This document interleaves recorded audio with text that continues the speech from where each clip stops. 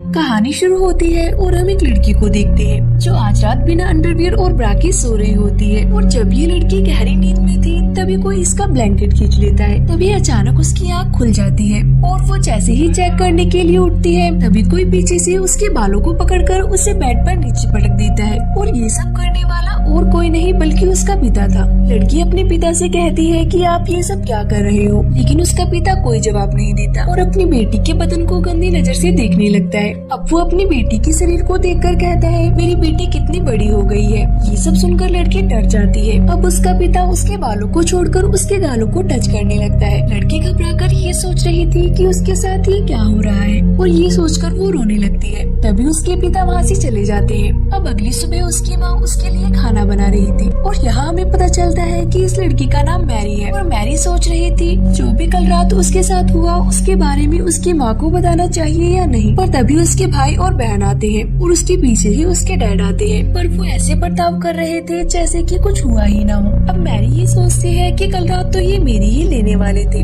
और अब ऐसे नाटक कर रहे हैं जैसे इन्होंने कुछ किया ही ना हो। ये सोचकर मैरी यहाँ से उठकर चली जाती है। अब यहाँ पर उसकी मॉम खाना लाती है और उसी टेबल पर जोर से पटक देती है और ये देखकर सब हैरान रह जाते हैं और उन्हें कुछ समझ नहीं आता। अब उनकी मॉम अजीब तरह से खाना खाने लगती जैसे कि कई दिनों से भूखी हो। उसे ऐसा खाती देख वो सब डरने लगती है। तभी मैरी का छोटा भाई खाना उगल देता है और कहता है खाने में बहुत ज्यादा नमक है। तभी उसकी मॉम उसका खाना चपट लेती है और पागलों की तरह खाने लगती है। आखिरकार इन लोगों के साथ ये सब क्या हो रहा है। दरअसल जब से ये लोग नए घर में शिफ्ट हुए हैं तभी से इनके साथ अजीब चीजें हो रही हैं। उनके पड़ोसी कभी उनके आंगन में अजीब से स्टैचू लगा देती है तो सुबह कोई उनके सामने मरा हुआ जानवर लटका देता है। और पिता हर रात अपनी बेटी के साथ जबरदस्ती कर उसकी लेते हैं। मॉम सुबह सुबह अजीब जानवरों की तरह खाना खाती है और वो अपना खाया हुआ खाना अपने बेटे को भी खाने को देती है। लेकिन बेटा नहीं खाना चाहता। वो अपने डैड की तरफ देखता है। डैड कहते हैं कि अगर तुम नहीं खाना चाहते हो तो मत खाओ। ये सुनकर मॉम डैड को गुस्से भरी निगाहों से देखने लगती है। इसके बाद वो खाने को टेबल पर फेंक देती है और प्लेट्स को भी नीचे फेंक देती है। अब मॉम उन सभी पर चिल्लाने लगती है और अपने बेटे से कहती है जो मैं बनाती हूँ उसे चुपचाप खा लिया करो। वो इतने जोर से चिल्लाती है कि उसका बेटा डर के मारा रोने लगता है। उन्हें समझ में ही नहीं आ रहा था कि ये सब क्या हो रहा है। लेकिन ये तो अभी बस शुरुआत थी। इसके बाद हम देखते हैं कि मैरी नहा रही होती है। तभी कोई उसके पास आकर खड़ा हो जाता है। लेकिन जब वो शीशा साफ कर कर देखती है तो उसकी जुड़वा बहन वहाँ खड़ी होती है जो उसके साथ सिर्फ मजाक कर रही थी। फिर ये दोनों बहनें मैरी के कमरे में चली जाती हैं और यहाँ पर मैरी की बहन उसे बताती है कि कैसे हर रात उसके डैड उसके लेने आते हैं। मैरी को यकीन नहीं हो रहा था कि ये सब उसकी बहन के साथ भी हो रहा है। तभी उनके डैड वहाँ पर आते हैं और उन्होंने इनकी सारी बातें सुन ली थी, इसलिए वो चाकू निकाल कर उन पर हमला करते हैं। तभी मैरी उनको धक्का देकर वहाँ से भागने लगती है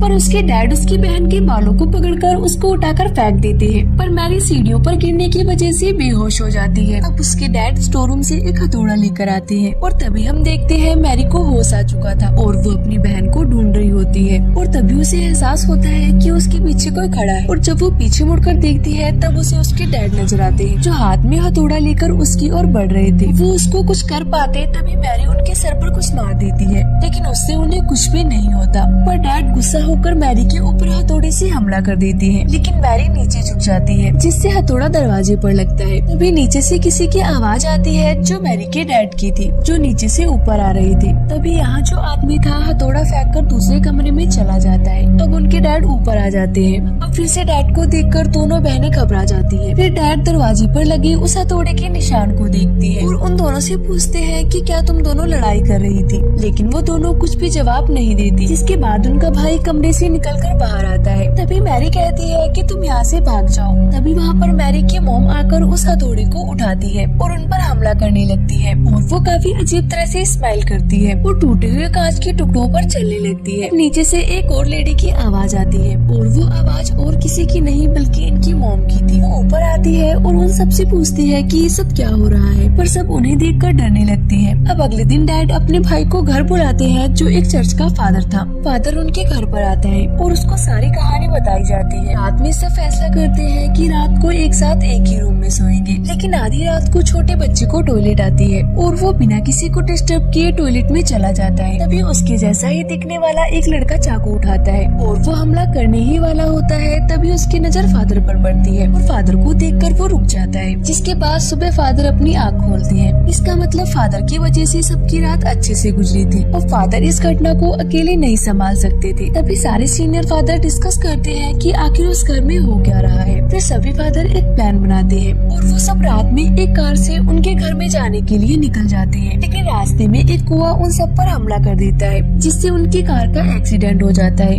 दूसरी तरफ डैड मैरी को एक बेड से बांध देते हैं। तभी फादर जख्मी होकर घर के पास पहुंच जाते हैं और बताते हैं सभी फादर की मौत हो चुकी है, अब जो कुछ भी करना है हमें ही करना है। इस बात के लिए डैड मान जाते हैं, क्योंकि अगर कुछ नहीं किया तो वो शैतान सबको मार डालेगा। जिसके बाद फादर मैरी के ऊपर एक क्रॉस रख देते हैं और उस पे लकड़ी से मारने लगते हैं, जिससे मैरी को बहुत दर्द होता है। फिर उसके डैड मैरी के पैर को पकड़ लेते हैं ताकि मैरी ज्यादा ना हिल सके। फादर छड़ी से लगातार उसे मारता ही जाता है, जिस वजह से मैरी बेहोश हो जाती है। तभी हमें उस गाड़ी का सीन दिखाया जाता है जिसका एक्सीडेंट हो गया था। वहाँ पर पुलिस फादर को गाड़ी से बाहर निकालते हैं और हमें पता चलता है कि असली फादर तो यहाँ पर है। तो जो मैरी को मार रहा है वो कौन है? असल में वही असली शैतान होता है। अब मैरी की माँ कहती है कि बस करो, अगर ऐसे ही फादर मैरी को मारते रहे तो उसकी जान चली जाएगी। पर डैड अपनी वाइफ को दीवार पर पटक देते हैं और वो अपनी वाइफ को मरता हुआ देख फादर की ओर देखने लगती है। फिर वो फादर एक अजीब सी स्माइल करके डैड के ऊपर हमला करता है और वो उन्हें चाकू से मारने ही वाला होता है कि तभी वहाँ पर असली फादर आ जाते हैं और एक मंत्र पढ़ने लगते हैं, जिसके बाद वो शैतान वहाँ से गायब हो जाता है। और फादर मैरी के सामने एक शीशा रखते हैं, जिससे वो शैतान बाहर आ जाता है। जिसके बाद फादर उस शैतान को अपने अंदर समा लेते हैं और वो मैरी के डैड को कहते हैं कि मुझे मार दो। मैरी के डैड फादर के पेट में उस क्रॉस को घुसा देते हैं, जिससे फादर और वो शैतान दोनों ही खत्म हो जाते हैं और इसी सीन के साथ मूवी का एंड हो जाता है।